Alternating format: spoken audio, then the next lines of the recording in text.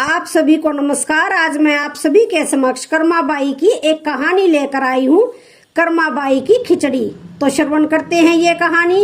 राजस्थान के नागौर जिले के ग्राम कालवा में एक जाट किसान जीवन राम डूडी के घर 1615 में एक कन्या का जन्म हुआ। कन्या का जन्म होने पर पिता जीवन राम डूडी को अत्यंत खुशी हुई। उन्होंने उस कन्या का नाम कर्मा रखा। कर्मा को सभी कर्माबाई भी बुलाते थे। जीवन राम डूडी स्वयं एक कृष्ण भक्त थे। अपने घर में उन्होंने कृष्ण भगवान का मंदिर बना रखा था, जहां वे रोज भगवान कृष्ण की पूजा करते, भगवान को भोग लगाते तथा भगवान को भोग लगाने के बाद ही वे भोजन ग्रहण करते थे। यह उनके घर का रोज का नियम था। इस प्रकार समय बीतता गया। कर्माबाई रोज अपने पिता को कृष्ण भगवान की पूजा करते देखती और उनको भोग लगते देखती, और भगवान को भोग लगाने के बाद ही वे भोजन ग्रहण करते। यही सब देखते सीखते कर्माबाई का बचपन बीत रहा था। कुछ वर्षों के बाद कर्माबाई के पिता कुछ दिनों के लिए तीर्थ यात्रा पर चले गए। तीर्थ यात्रा पर जाने से पहले पिता जीवन राम डूडी ने कर्माबाई को भगवान की पूजा विधि समझाई और कहा कि भगवान को भोग लगाकर ही भोजन ग्रहण करना और घर का ध्यान रखना। इस प्रकार भगवान की पूजा और घर की देखरेख का काम कर्माबाई को सौंपकर उनके पिता कुछ दिनों के लिए तीर्थ यात्रा पर चले गए। अब अगले दिन कर्माबाई ने सुबह जल्दी उठकर कृष्ण भगवान को भोग लगाने के लिए बाजरे का खिचड़ा बनाया। कर्माबाई ने खिचड़े को थाली में डाला और उसमें घी और गुड़ मिलाया और कृष्ण भगवान को भोग लगाने के लिए खिचड़े की थाली भगवान के सामने रख दी और उनसे कहा कि हे भगवान, आपको जब भी भूख लगे तब आप खिचड़ा खा लेना, मैं तब तक घर का दूसरा काम कर लेती हूँ। यह कहकर वह अपने काम में लग गई। कुछ देर बाद उसने आकर देखा कि थाली तो वैसे की वैसी ही रखी है, भगवान ने तो भोग लगाया ही नहीं। उसने सोचा कोई बात नहीं, अभी भगवान को भूख नहीं लगी होगी, कुछ देर बाद खा लेंगे। ऐसा सोचकर वह अपने काम में लग गई और बीच में बार बार देखती रही कि भगवान ने भोग लगाया है कि नहीं, पर भगवान ने भोग नहीं लगाया। इस प्रकार दोपहर का समय हो गया। अब कर्माबाई को चिंता होने लगी कि भगवान ने भोग क्यों नहीं लगाया, क्या खिचड़ा अच्छा नहीं बना या उसमें घी और गुड़ की कमी रह गई। ऐसा सोचकर उसने खिचड़े में थोड़ा सा घी और गुड़ और मिलाया और थाली लेकर भगवान के सामने बैठ गई और भगवान को भोग लगाने के लिए विनती करने लगी, लेकिन भगवान ने फिर भी भोग नहीं लगाया। तब कर्माबाई ने भगवान से कहा कि भगवान, आप भोग लगा लीजिए, आपकी पूजा की, आपके भोग की जिम्मेदारी पिताजी मुझे सौंप कर गए हैं। अगर आप पिताजी का इंतजार कर रहे हैं तो आपको भूखा ही रहना पड़ेगा, क्योंकि पिताजी तो तीर्थ यात्रा पर गए हैं और कुछ दिनों के बाद ही आएंगे। तब तक आपको मेरे ही हाथ से बना भोजन करना पड़ेगा। भगवान, मुझे शतरस व्यंजन बनाने नहीं आते हैं और ना ही मुझे विधि विधान से पूजा पाठ करना आता है। मुझे तो बस ये बाजरे का खिचड़ा और रूखी सूखी सब्जी रोटी बनानी आती है। आपको कुछ दिन इसी से गुजारा करना पड़ेगा। मैंने आपके खिचड़े में थोड़ा और ज्यादा घी और गुड़ भी डाल दिया है, अब तो भोग लगा लीजिए। इस प्रकार कर्मा बार बार भगवान से भोग लगाने को विनती करने लगी, लेकिन भगवान ने फिर भी भोग नहीं लगाया। तब कर्माबाई ने भगवान से कहा, भगवान, जब तक आप भोग नहीं लगाएंगे तब तक मैं भी नहीं खाऊंगी, आपके साथ साथ मैं भी भूखी रहूंगी। ऐसा कहकर वह भगवान से नाराज होकर बैठ गई। दोपहर बीत गई, शाम होने को आई, लेकिन भगवान की तरह कर्माबाई ने भी कुछ नहीं खाया। आखिरकार कर्मा की जिद देखकर भगवान की मूर्ति से आवाज आई, अरे कर्मा, तुमने पर्दा तो किया ही नहीं, मैं ऐसे कैसे भोग लगाऊंगा। यह सुनकर कर्माबाई ने अपनी ओढ़नी का पर्दा किया और उसी की छाया में भगवान श्री कृष्ण ने बाजरे के खिचड़े का भोग लगाया और पूरी थाली खाली हो गई। कर्माबाई ने देखा और कहा, ये भगवान, इतनी सी बात थी तो पहले बता देते। सारे दिन खुद भी भूखे रहे और मुझे भी भूखा रखा। इसके बाद भगवान को भोग लगाकर कर्मा ने भी भोजन किया। इस प्रकार यह कर्माबाई का नित्य का नियम बन गया। कर्मा रोज सुबह जल्दी उठकर सबसे पहले भगवान के लिए भोग बनाती और भोग की थाली भगवान के सामने रखकर पर्दा लगाकर बैठ जाती और कुछ देर में देखती तो थाली पूरी खाली हो जाती। यह देखकर कर्मा बहुत खुश हो जाती और अपने दूसरे कामों में लग जाती। कर्माबाई का यह प्रेम था, भाव था कि भगवान को सुबह जल्दी ही भूख लग जाती है, इसलिए सवेरे जल्दी उठकर किसी विधि विधान में पड़े बिना सबसे पहले भगवान के लिए भोजन बनाती और बड़े प्रेम से भगवान को भोजन खिलाती और भगवान को भोजन खिलाने के बाद निश्चिंत होकर स्नान आदि करती और घर के दूसरे काम करती और यह क्रम लगातार चलता रहा। कुछ दिनों के बाद कर्माबाई के पिता तीर्थ यात्रा करके घर लौट आए। पिता के आने पर कर्मा ने उन्हें बताया कि पहले दिन जब उसने भगवान कृष्ण को भोग लगाया तो कैसे भगवान ने सारे दिन नखरे किए और शाम को जाकर खिचड़ा खाया, और अब तो भगवान कृष्ण सुबह जल्दी भोग लगाते ही पूरी थाली साफ कर देते हैं। यह सुनकर कर्माबाई के पिताजी आश्चर्यचकित रह गए और कृष्ण भक्त पिता को कर्मा की सरल प्रेम भक्ति और भगवान श्री कृष्ण की कृपा को समझते देर नहीं लगी। कर्मा के पिताजी ने सोचा, जिस भगवान को प्राप्त करने वो तीर्थ यात्रा करने गए थे वो भगवान उनके घर में ही विराजमान है और उनकी पुत्री के हाथों से रोज भोग लगाते हैं। मन में ऐसा सोचकर वे कर्माबाई को अपनी पुत्री के रूप में प्राप्त करके अपने आप को धन्य समझने लगे और उन्होंने कर्माबाई से कहा कि पुत्री, आज से तुम ही भगवान की सेवा करना और रोज भगवान को अपने हाथों से भोग लगाना। ऐसा सुनकर कर्माबाई बहुत प्रसन्न हुई और रोज इसी प्रकार सुबह जल्दी उठकर अत्यंत प्रेम भाव से भगवान श्री कृष्ण को भोग लगाने लगी। इस प्रकार यह उसका रोज का नियम बन गया था। कुछ वर्ष बाद कर्माबाई के पिताजी देवलोक गमन कर गए। अब कर्मा अकेली रह गई, इसलिए कर्मा का घर में मन नहीं लगता था। इसलिए कर्मा घर से भगवान श्री कृष्ण की मूर्ति लेकर अपने गांव कालवा को छोड़कर तीर्थ यात्रा पर निकल गई। भारत में अलग अलग तीर्थों के दर्शन करते करते कर्माबाई उड़ीसा के जगन्नाथपुरी पहुंच गई तथा जगन्नाथपुरी में ही कर्मा ने निवास करने का निश्चय किया। जगन्नाथपुरी में ही कर्मा ने एक छोटी सी कुटिया बना ली और उसमें निवास करने लगी।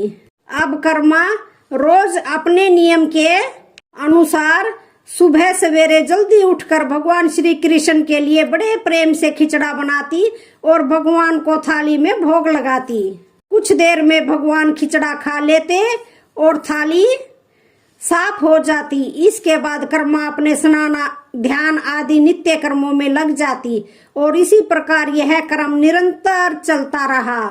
एक दिन कर्माबाई के भगवान श्री कृष्ण को भोग लगाने के बाद एक छोटा सा बालक उनके पास आया और उनसे बोला, माँ कुछ खाने को है, बड़ी भूख लगी है। कर्माबाई ने कहा, हाँ बेटा, मैंने अभी अभी खिचड़ा बनाया है और आजा बैठ जा, तू भी खिचड़ा खा ले। यह कहकर कर्माबाई ने बड़े प्यार से बालक को खिचड़ा परोसा और बालक ने भी बड़े चाव से खिचड़ा खाया। कल भी खिचड़ा खाने आ जाऊं? कर्माबाई ने कहा, कल क्या बेटा, मैं तेरे लिए रोज खिचड़ा बना कर रखूंगी, तू रोज खिचड़ा खाने आ जाया कर। बालक ने कहा, ठीक है माँ, मैं रोज खिचड़ा खाने आ जाऊंगा। उस बालक के रूप के स्वयं भगवान जगन्नाथ कर्माबाई के हाथ से बना खिचड़ा खाने साक्षात पधारे थे। बालक ने जल्दी से खिचड़ा खा लिया और उनसे कहा, माँ खिचड़ा बहुत अच्छा बना है, मैं रोज खिचड़ा खाने आऊंगा। यह कहकर बालक चला गया। अगले दिन से बालक रोज सुबह सवेरे कर्माबाई के पास खिचड़ा खाने आने लगा। कर्माबाई भी रोज अपने नियम से सुबह सवेरे जल्दी उठकर भगवान श्री कृष्ण के लिए खिचड़ा बनाती और भगवान के सामने थाली रखती। फिर भगवान खिचड़े का भोग लगाते और उसके कुछ ही देर बाद वो बालक आ जाता। फिर कर्माबाई उसे भी बड़े प्रेम से खिचड़ा खिलाती और उसके बाद अपने स्नान ध्यान आदि दैनिक कार्यों में लग जाती और यह क्रम उसका निरंतर चलता रहा। एक दिन कर्माबाई की कुटिया के पास एक साधु आया। बातों ही बातों में उसे पता चला कि कर्माबाई बिना स्नान के भोजन बनाती है, बिना ध्यान किए, बिना चौका बर्तन किए भगवान श्री कृष्ण के लिए खिचड़ा बनाती है और भोग लगाती है। उसने कर्माबाई से कहा, स्नान किए बिना भगवान की पूजा करने और भोग लगाने से पाप लगता है। इसलिए उसने कर्माबाई को स्नान करके पूरे विधि विधान से पूजा करके भोग लगाने को कहा। साधु से ऐसा सुनकर भोली भाली कर्मा अगले दिन से सुबह जल्दी उठकर स्नान करके खिचड़ा बनाने लगी और विधि विधान से पूजा करके भोग लगाने लगी। ये सब करने में कर्माबाई को बहुत ज्यादा देर लग जाती थी, लेकिन वो बालक तो रोज सुबह अपने समय से आ जाता और कर्मा से कहता, माँ मुझे भूख लगी है, मुझे जल्दी खिचड़ा दे माँ, जल्दी कर माँ, जल्दी कर। और कर्मा उससे कहती, थोड़ी देर और रुक जाओ बेटा, अभी देती हूँ, थोड़ी देर और रुक जाओ। और जब कर्मा भगवान कृष्णा को भोग लगाकर बालक को खिचड़ा खाने को देती है तो बालक उसे बहुत ही शीघ्रता से खाकर हाथ मुंह साफ किए बिना ही जल्दी से उठकर भाग जाता है। और यह क्रम कुछ दिनों तक चलता रहा और इन्हीं दिनों में भगवान श्री जगन्नाथ जी के मंदिर में सुबह के समय भगवान की मूर्ति के मुख पर खिचड़ा लगा हुआ रहता। यह देखकर भगवान जगन्नाथ की सेवा में लगे रहने वाले पुजारी, जो स्वयं बहुत बड़े कृष्ण भक्त थे, वो सोचते, आजकल ये भगवान श्री जगन्नाथ जी के मुख पर खिचड़ा कैसे लग जाता है, हम तो खिचड़े का भोग नहीं लगाते, तो फिर यह खिचड़ा कहाँ से आता है। कुछ दिनों तक लगातार भगवान श्री जगन्नाथ जी के मुख पर खिचड़ा लगा देखने पर पुजारी इसे भगवान की लीला मानते हैं और समझ जाते हैं कि भगवान रोज कहीं से खिचड़ा खाकर आते हैं। भगवान की लीला को जानकर वह मन ही मन भगवान श्री जगन्नाथ जी से पूछते हैं कि कहाँ से खिचड़ा खाकर आते हो भगवान, हमें भी बताओ। उसी रात भगवान श्री जगन्नाथ जी पुजारी के सपने में आते हैं और उनसे कहते हैं कि मेरी एक भक्त है कर्माबाई, जो जगन्नाथपुरी में ही रहती है। वो रोज सुबह मेरे लिए बाजरे का खिचड़ा बनाती है और बड़े प्रेम से मुझे भोग लगाती है और मैं भी रोज सुबह जल्दी कर्माबाई के पास खिचड़ा खाने जाता हूँ। मुझे उसके हाथ का बना खिचड़ा बहुत पसंद है। परंतु कुछ दिन पहले कर्मा के पास एक साधु आया और उसे स्नान ध्यान करके विधि विधान से पूजा करके भोग लगाने को कहकर चला गया। इसलिए वो आजकल विधि विधान से पूजा करके भोग लगाती है और उसके बाद मुझे खिचड़ा खिलाती है। ये सब काम करने में उसे बहुत देर लग जाती है और मुझे खिचड़े का इंतजार करना पड़ता है और भूख का कष्ट भी सहन करना पड़ता है। और जब तक मैं खिचड़ा खाता हूँ तब तक यहाँ मंदिर में भक्तगण आने लगते हैं। इसलिए आजकल मुझे खिचड़ा खाकर मुंह हाथ धोए बिना ही झूठे मुंह भाग कर आना पड़ता है। भगवान श्री जगन्नाथ जी से यह जानकर पुजारी ने अगले दिन उस साधु की खोज कराई और उस साधु को बुलाकर उसे सारी बात बताई। पुजारी से यह सब जानकर वह साधु घबराया हुआ कर्माबाई के पास पहुंचा और उनसे कहा कि आप पहले की तरह ही सुबह जल्दी ही भगवान को खिचड़े का भोग लगाया करें। आपके लिए किसी नियम या विधि विधान से पूजा करने की आवश्यकता नहीं है। साधु से यह सुनकर कर्माबाई अगले दिन से पहले की ही तरह भगवान को भोग लगाने लगी और उस बालक को भी बड़े प्रेम से खिचड़ा खिलाती रही। यह क्रम कई वर्षों तक चलता रहा और एक दिन कर्माबाई इस संसार चक्र को छोड़कर प्रभु के धाम में चली गई। उस दिन जगन्नाथपुरी के मंदिर में भगवान श्री जगन्नाथ जी के श्री विग्रह के नयनों से आंसू निकल रहे थे। यह देखकर मंदिर के सभी पुजारी और जगन्नाथपुरी के राजा भी मंदिर में उपस्थित हो गए और प्रभु से विनती करने लगे कि हे प्रभु, क्या हमसे कोई भूल या अपराध हुआ है जिसके कारण जगत के पालनहार की आंखों से आंसू निकल रहे हैं।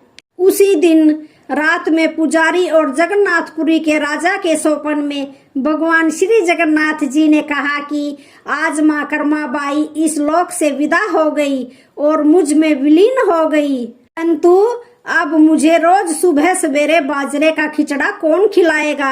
अगले दिन जगन्नाथपुरी के राजा ने मंदिर के सभी पुजारियों और संतों से राय ली और यह आदेश जारी किया कि आज से भगवान श्री जगन्नाथ जी को सुबह सवेरे सबसे पहले माँ कर्माबाई के नाम से खिचड़े का भोग लगाया जाएगा, जिससे भगवान को माँ कर्माबाई की कमी कभी महसूस न हो। इसलिए आज भी भगवान श्री जगन्नाथ जी के मंदिर में श्री जगन्नाथ जी के विग्रह को 56 भोग से पहले बाल रूप में खिचड़े का भोग लगाया जाता है और इसे बाल भोग कहा जाता है। सैकड़ों साल बाद भी यह प्रथा आज भी वैसी की वैसी चली आ रही है। तो आज की वीडियो का यहीं पर समापन होता है। वीडियो अच्छी लगे तो चैनल को लाइक, शेयर, सब्सक्राइब जरूर करें। धन्यवाद।